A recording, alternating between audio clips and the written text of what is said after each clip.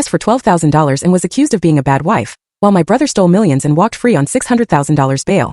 My phone screamed for attention at 2:17 a.m., its blue light painting my face in the dark. With one horrifying news alert, I discovered my brother, the golden child, was a criminal.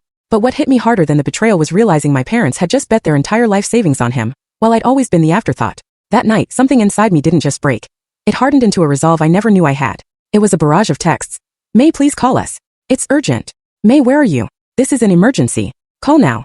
My hands actually trembled as I scrolled through the increasingly frantic messages from my parents. The sheer panic felt so out of place in my meticulously organized Chicago condo.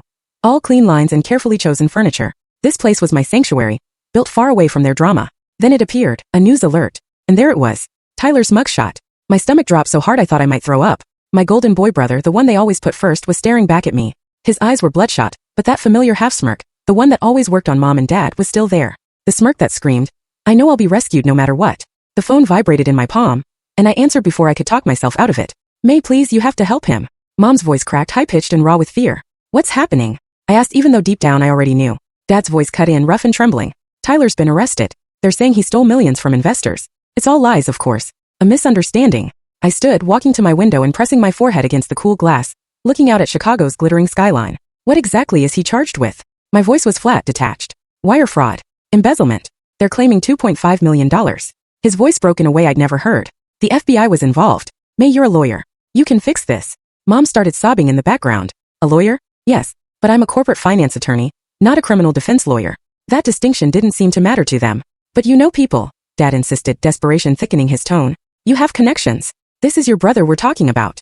My brother. The same brother they moved heaven and earth for while I scraped by, fighting for every inch of ground. The memory slammed into me, unbidden and sharp. 6 months ago, standing in this exact spot, phone pressed to my ear. My voice had been steady despite the rising tide of panic inside me. The insurance won't cover all the water damage, I'd explained, trying to keep my desperation at bay. I need somewhere to stay while they repair the condo. Just a loan until the claim processes.